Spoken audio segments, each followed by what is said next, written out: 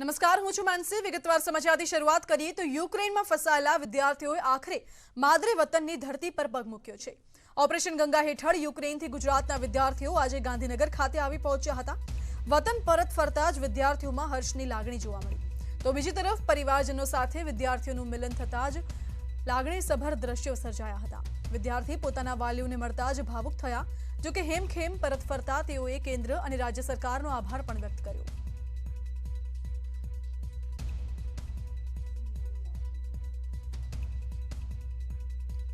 તો વિદ્યાર્થીઓ પરત ફરતા ભાવુક દ્રશ્યો સર્જાયા. 107 વિદ્યાર્થીઓ આજે ગાંધીનગર પહોંચ્યા છે. વિદ્યાર્થીઓનું સ્વાગત કરવા માટે જીતુ વાઘાણી પણ ત્યાં પહોંચ્યા હતા. કેટલાક વાલીઓ ભાવુક થતા જોવા મળ્યા. વાલીઓ પાસે બોલવા માટે કોઈ શબ્દ નહોતા, કારણ કે હેમખેમ આ વિદ્યાર્થીઓ પરત ફર્યા છે અને ખુશી વ્યક્ત કરવા માટે કોઈ શબ્દ નથી. આજે આંસુ આવી રહ્યા છે, તે આંસુ ખુશીના છે તેવું વાલીઓનું કહેવું છે. તો વિદ્યાર્થીઓનું પણ કહેવું એ જ હતું કે છેલ્લા એક અઠવાડિયાથી યુક્રેનથી પરત આવવા માટે તેઓ તત્પર હતા. તેઓ અનેક પ્રયાસો કરી રહ્યા હતા. માંડ તેઓ યુક્રેનથી બોર્ડર પહોંચ્યા હતા અને બોર્ડર વિસ્તારમાંથી તેઓ ભારત પરત ફર્યા છે. તમામ વિદ્યાર્થીઓમાં પણ ખુશીની લાગણી જોવા મળી રહી છે. ભાવુક દ્રશ્યો સર્જાયા હતા જ્યારે વિદ્યાર્થીઓ તેમના વાલીઓને મળ્યા.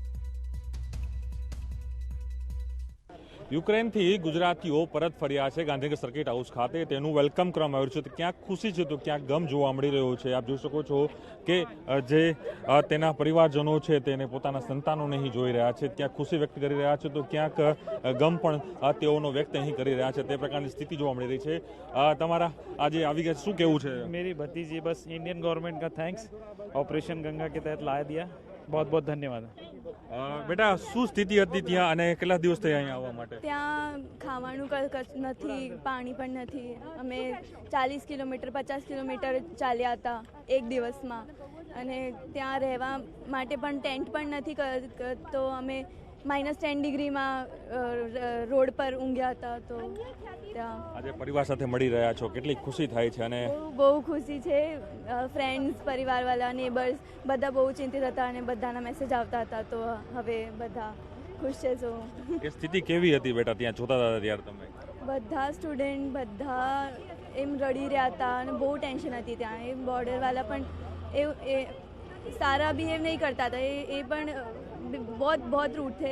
देवर लाइक वो गन से धक्का दे रहे थे बच्चों को. अगर हम बॉर्डर एंटर करने जा रहे हैं तो वो हमें धक्का दे रहे थे. ચોક્કસ આ તમામ જે વિદ્યાર્થીઓ છે તે યુક્રેનથી હાલ પરત ફરી રહ્યા છે, તેના પરિવારજનો છે, એમના શું કહેશો આપ?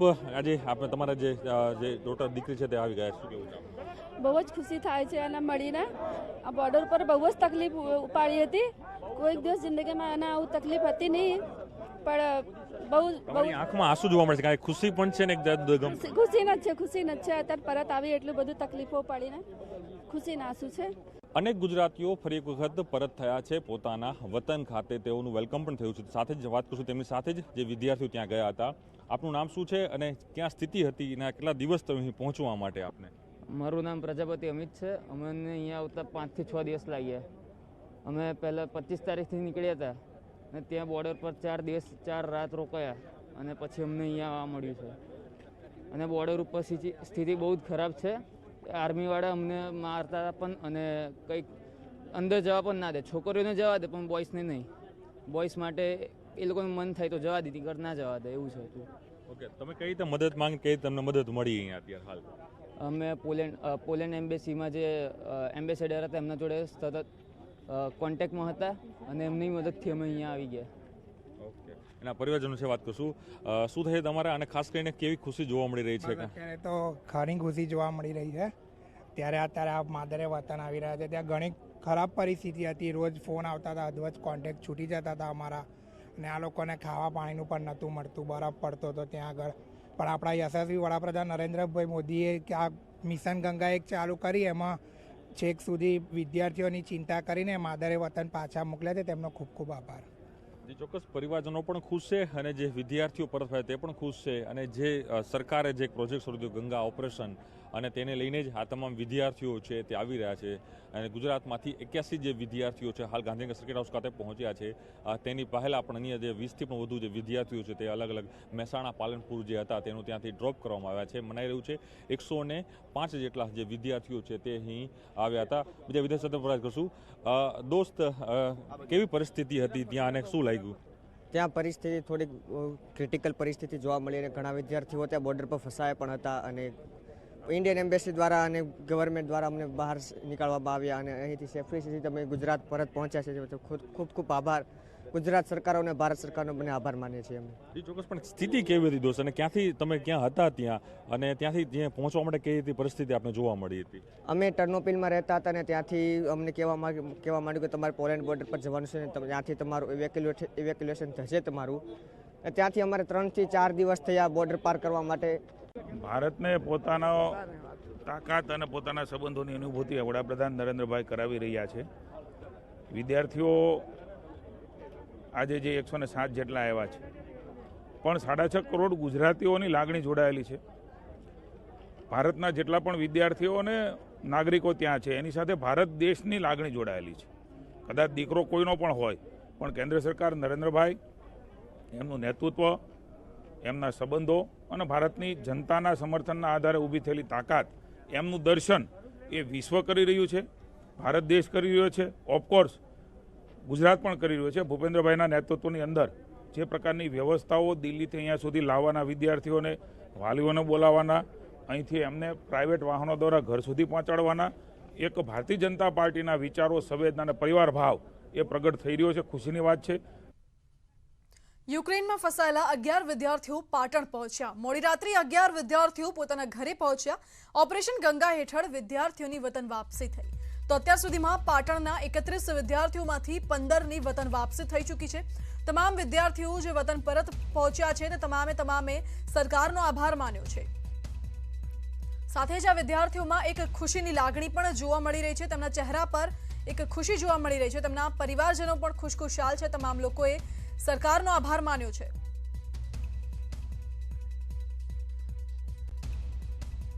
હવે વાત ગુજરાતના બજેટની.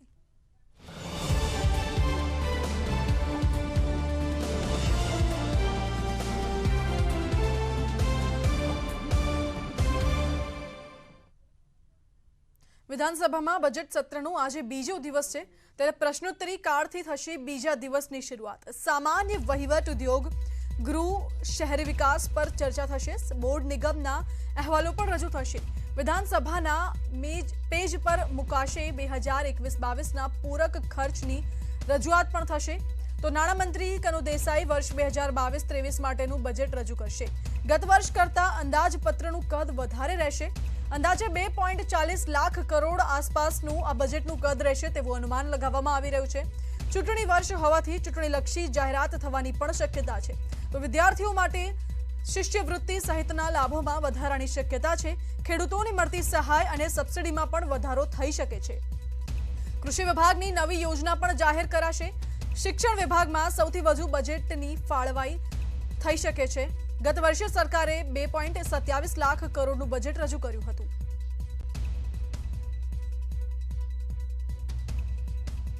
તો આજે આ બજેટ રજૂ કરશે નાણામંત્રી ભૂપેન્દ્ર પટેલ. સરકારનું આ પહેલું બજેટ છે. સાથે વિપક્ષ નેતા સુખરામ રાઠવાનું પણ આ પહેલું બજેટ છે. નાણામંત્રી ગઈકાલે નિવેદન આપ્યું હતું કે આ બજેટ ખેડૂતો, યુવાનો, મહિલાઓ અને માછીમારો માટે લાભદાયક હશે. સારા સમાચાર લઈને આવશે આ 2022-23નું બજેટ. ગત વર્ષે સરકારે 2.27 લાખ કરોડનું બજેટ રજૂ કર્યું હતું. આ વર્ષે તેમાં વધારો કરવાની શક્યતા છે. આ તરફ બજેટ અંગે શિક્ષણ મંત્રીએ કહ્યું કે ગુજરાતની જનતાના સપનાઓ પૂરું કરી શકે એવું બજેટ હશે.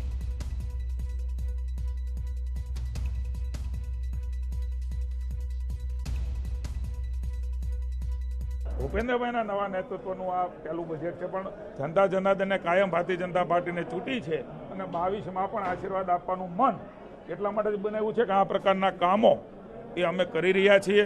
હરણફાળ એ જનતા જનાર્દનના કામો માટે અમે ભરી રહ્યા છીએ. આશાવાદી છીએ આદરણીય ભૂપેન્દ્રભાઈના નેતૃત્વની અંદર ગુજરાતની જનતાની સુખાકારી અને એમના સપનાઓ પૂરું કરતું બજેટ એ આજે નાણામંત્રી શ્રી અમારા વડીલ કનુભાઈ દેસાઈ મૂકવાના છે. જનતા જનાર્દન, ગામડાનો માણસ, મહાનગરનો માણસ, શહેરનો માણસ, જ્ઞાતિ જાતિ ધર્મ સંપ્રદાય તમામ વર્ગને અનુકૂળ એવું બજેટ એ ભૂપેન્દ્રભાઈના નેતૃત્વમાં મુકાશે એવી હું પણ આશા રાખું છું.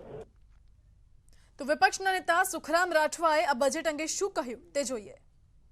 ગુજરાતનો યુવાન જે શિક્ષિત છે, બેરોજગાર છે, એ સરકાર પાસે નોકરી મેળવવા માટે અપેક્ષા રાખીને બેઠો છે. પણ આપણે જાણીએ છીએ કે ગુજરાતમાં વારે ઘડીએ પેપર લીક થયા અને એને કારણે યુવાનોને જે તક મળવી જોઈએ એ તક નથી મળી.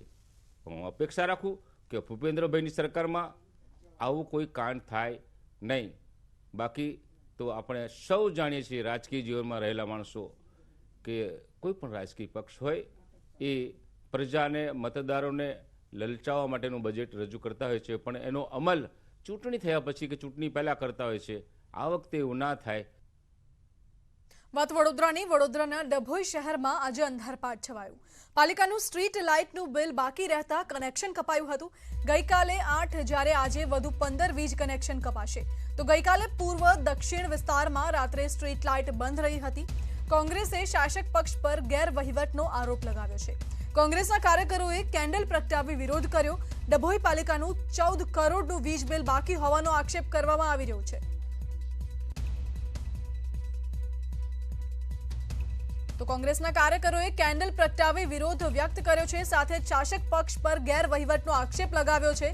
ડભોઈ શહેરમાં અંધારપાટ છવાયું હતું. પાલિકાનું સ્ટ્રીટ લાઇટનું બિલ બાકી રહેતા આ કનેક્શન કપાયું, જેના કારણે સ્ટ્રીટ લાઇટ ગઈકાલે બંધ થઈ ગઈ હતી. તો પૂર્વ અને દક્ષિણ વિસ્તારમાં ગઈકાલે રાત્રે સ્ટ્રીટ લાઇટ્સ તમામ બંધ થઈ ગઈ હતી અને કોંગ્રેસે આ જ મુદ્દે આક્ષેપો કર્યા છે. નવસારીમાં સત્તાધારી ભાજપના જ નેતા પર ધોળા દિવસે જીવલેણ હુમલો થયો. સીસીટીવીના આધારે પોલીસે આરોપીઓની શોધખોળ શરૂ કરી છે.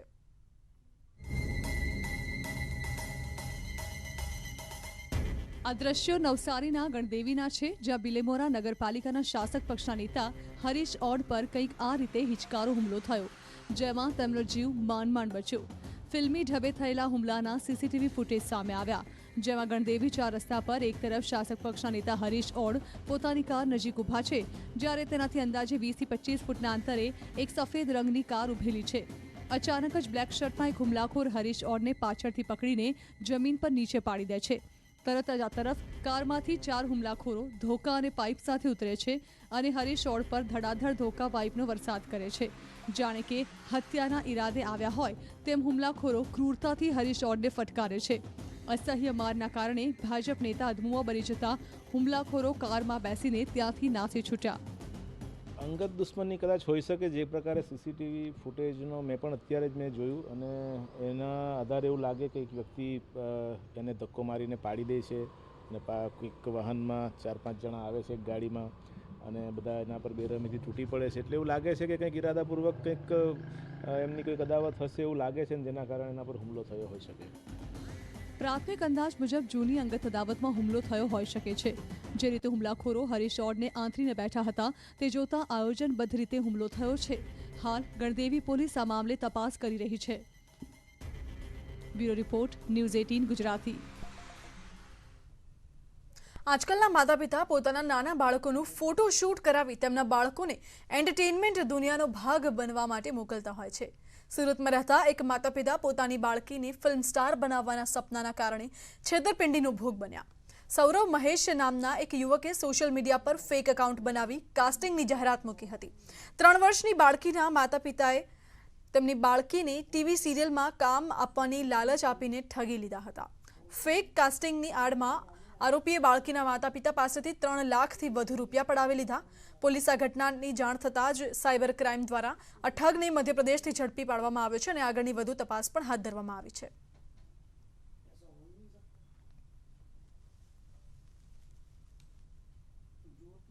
આણંદના ઉમરેઠમાં આવેલા એક આઈસ્ક્રીમ પાર્લરમાં ઉમરેઠ પોલીસ દ્વારા દરોડા પાડવામાં આવ્યા. ઓડ ચોકડી પાસે દેવનારાયણ આઈસ્ક્રીમની દુકાનમાંથી પોલીસને 7 બિયરની બોટલ મળી આવી. આઈસ્ક્રીમ પાર્લરના ફ્રિજમાંથી બિયરની બોટલ હોવાની માહિતી મળતા જ પોલીસે દુકાનમાં દરોડા પાડ્યા હતા. પોલીસે એક યુવક અને આઈસ્ક્રીમ પાર્લરના માલિકની ધરપકડ કરી છે. પોલીસે 7 બિયર અને 2 મોબાઈલ જપ્ત કરી કાયદેસરની કાર્યવાહી હાથ ધરી.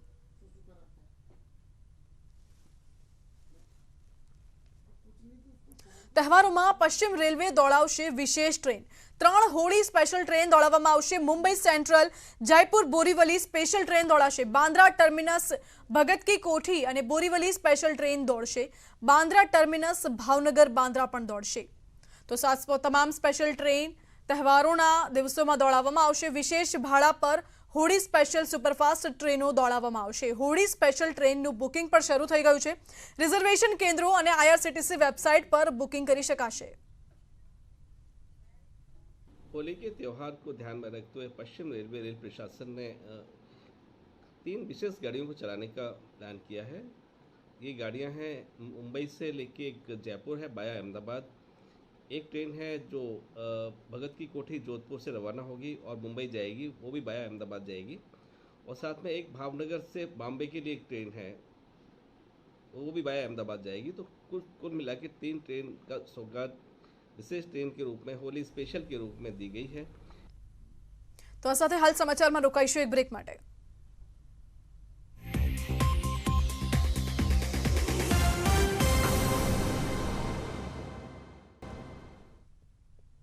બ્રેક બાદ આપનું સ્વાગત છે। કાળઝાળ ગરમી સહન કરવા માટે તમામ ગુજરાતવાસીઓએ તૈયાર રહેવું પડશે કારણ કે હવામાન વિભાગના પૂર્વાનુમાન પ્રમાણે માર્ચ એપ્રિલ અને મે મહિનામાં રાજ્યમાં સામાન્ય કરતાં 5 ડિગ્રી વધુ ગરમી પડી શકે છે। ઉનાળાની શરૂઆત સાથે જ ગરમીની શરૂઆત થઈ ચૂકી છે। એવામાં હવામાન વિભાગનું અનુમાન ચિંતા વધારનારું છે કારણ કે રાજ્યમાં તાપમાન સામાન્ય કરતાં 2 થી 5 ડિગ્રી વધુ નોંધાઈ શકે છે। મતલબ કે આ ઉનાળામાં હીટ વેવના દિવસોમાં પણ વધારો થશે। मार्च अप्रैल में 3 महीने का फोरकास्ट का जो क्यूमुलेटिव फोरकास्ट जो दिया गया है उसमें मोस्टली अबव नॉर्मल दिखा रहा है। गुजरात रीजन में गुजरात स्टेट में मैक्सिमम टेम्परेचर अबव नॉर्मल होने का संभावना है। इवन मिनिमम टेम्परेचर जो नाइट टेम्परेचर है वो भी अबव नॉर्मल होने का संभावना है। और मंथली फोरकास्ट जो है मार्च में दिखा रहा है मिनिमम टेम्परेचर जो नाइट टेम्परेचर मोस्टली नॉर्मल रहेगा, लेकिन मैक्सिमम टेम्परेचर यानी डे टेम्परेचर एबव नॉर्मल होने का संभावना है। આનો મતલબ એ છે કે ગુજરાત અને રાજસ્થાનના પાકિસ્તાન સીમા પાસેના વિસ્તારોમાં આ ઉનાળે ગરમીના નવા રેકોર્ડ સર્જાઈ શકે છે। વિભુ પટેલ, ન્યૂઝ 18 ગુજરાતી, અમદાવાદ।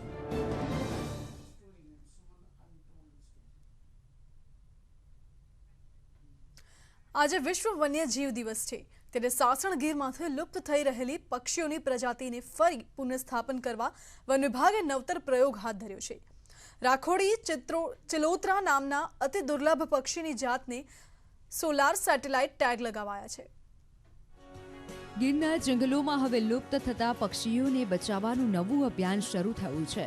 હાલ 11 પક્ષીઓને સેટેલાઇટ ટેગિંગની કામગીરી કરવામાં આવી છે, જેમાં 2 પક્ષીઓને સોલાર સેટેલાઇટ ટેગ લગાવાયા છે, જેનાથી ટ્રાન્સમીટર ડેટા મેળવી શકાશે। તો 11 પક્ષીઓના ડાબા પગમાં રંગીન વીંટી જેવી રિંગ મૂકવામાં આવી છે, જેનાથી તેની ઓળખ કરવામાં મદદરૂપ બનશે। આ સેટેલાઇટ ટેગિંગથી રાખોડી ચિલોત્રાની વર્તણૂક અને તેના જે તે વિસ્તારે તેની ગતિવિધિ પર તેના સંરક્ષણ પર નજર રખાશે। गिर फॉरेस्ट एक बहुत ही महत्वपूर्ण इकोसिस्टम है और इस इकोसिस्टम में पहले के टाइम में काफ़ी डिकेड्स पहले इंडियन ग्रे हॉर्नबिल्स हुआ करते थे, लेकिन एक या दूसरे जो भी कारण है उनकी वजह से इनका लोकल डिसअपीयरेंस हो गया। तो इसी जो स्पीसीज जो यहाँ से चली गई उसी को वापस लाने के लिए हमने एक प्रोजेक्ट लिया गुजरात फॉरेस्ट डिपार्टमेंट ने, और उस प्रोजेक्ट के तहत में जो हॉर्नबिल्स है इंडियन ग्रे हॉर्नबिल्स वो गिर में वापस रीइंट्रोड्यूस किए हैं और उनको सेटेलाइट टैग भी किए हैं। अभी तक हमने 3 अलग अलग ग्रुप में टोटल 20 इंडियन ग्रे हॉर्नबिल्स को गिर फॉरेस्ट इकोसिस्टम में रीइंट्रोड्यूस किए हैं। ભારતમાં જોવા મળતી કુલ પક્ષીઓની પ્રજાતિઓમાં 45% એટલે કે 609 જેટલી પ્રજાતિઓ ગુજરાતમાં જોવા મળે છે। ગીરનું જંગલ ગુજરાતના મહત્વના 19 પક્ષી વિસ્તારો પૈકી એક છે, જેમાં 300થી વધુ પ્રજાતિના પક્ષીઓ વસવાટ કરે છે। ચિલોત્રા એટલે કે હોર્નિબલ્સની 62 પૈકી 48% પ્રજાતિ ભયગ્રસ્ત છે। ભારતમાં ચિલોત્રાની 10 પ્રજાતિ છે, જેમાં ગુજરાતમાં એકમાત્ર રાખોડી ચિલોત્રા છે।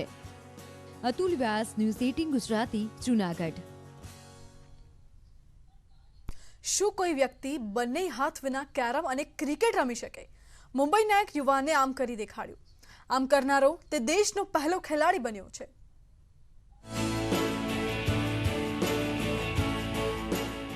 કુદરત ઘણીવાર વ્યક્તિ સાથે ક્રૂર મજાક કરતી હોય છે. હાથ વિના જન્મેલા મુંબઈના હર્ષદ ગોંતંકર માટે જિંદગી સરળ નથી, પણ તેણે પોતાના મજબૂત મનોબળથી એક કરી દેખાડ્યું છે જે આ અવસ્થામાં ભાગ્યે જ કોઈ કરી શકે છે. હર્ષદ દેશનો પહેલો એવો ખેલાડી છે જે પગ વડે કેરમ રમે છે. તે ફક્ત રમતો જ નથી, પણ દેશમાં ઘણી ટુર્નામેન્ટ જીતીને જાણીતો પણ થયો છે.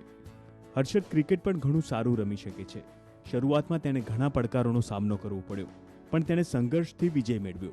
बहुत पहला तो बहुत मनोबल लेवल बहुत गिरता था, अभी बहुत हाई है, मतलब ओके है कि मैं खुद का कुछ कर सकता हूँ और कैरम ने मुझे ऊपर उठा के रखा है. હર્ષદ કેરમ અને ક્રિકેટ ઉપરાંત ફૂટબોલ પણ રમે છે. બીકોમ સુધીનો અભ્યાસ પૂર્ણ કર્યા બાદ તે એક કંપનીમાં પાર્ટ ટાઈમ નોકરી પણ કરે છે. તેના પરિવારજનોને ક્યારેય નથી લાગ્યું કે તેમના પુત્રમાં કોઈ શારીરિક ખામી છે. તેમને હર્ષદ પર ગર્વ છે. થોડા સમય પહેલા જ હર્ષદે પોતાના પિતાને ગુમાવ્યા છે, પણ તેણે હિંમત નથી હારી. शुरुआत में मतलब सब हाथ से बॉलिंग डालते हैं, तो सबका मतलब माइंड सेट ये था कि यार ये क्या करेगा बंदा, हम लोग में कैसा खेले. तो ये सब कठिनाई को कैरम में भी वही चीज़ था कि सब हाथ से खेलने वाले हैं, मैं पैर से खेलने वाला हूँ. तो थोड़ा सा तकलीफ होता था कि हाँ ना. फिर अभी फ़िलहाल चांस मिला है दोनों जगह पे खेलने के लिए. हर्षद जैसे जिनके बच्चे हैं, उन्होंने हम लोग जैसे हर्षद के देखभाल करता हूँ, उसको आगे बढ़ाने की कोशिश करता हूँ, वैसे ही सब माँ बाप ने उनको आगे बढ़ाया. હર્ષદનો સંઘર્ષ આપણને શીખવાડે છે કે ગમે તેટલી નિરાશા હોય, પણ તેમાં આશાનું એક કિરણ જરૂર હોય છે. સાહસ સાથે હોય તો આશાનું આ કિરણ જિંદગીમાં પ્રકાશ પાથરી દે છે. Bureau report, news 18 Gujarati. તો આ સાથે અત્યારે સમાચારોમાં બસ આટલું જ. વધુ સમાચાર માટે આપ જોતા રહો ન્યૂઝ 18 ગુજરાતી.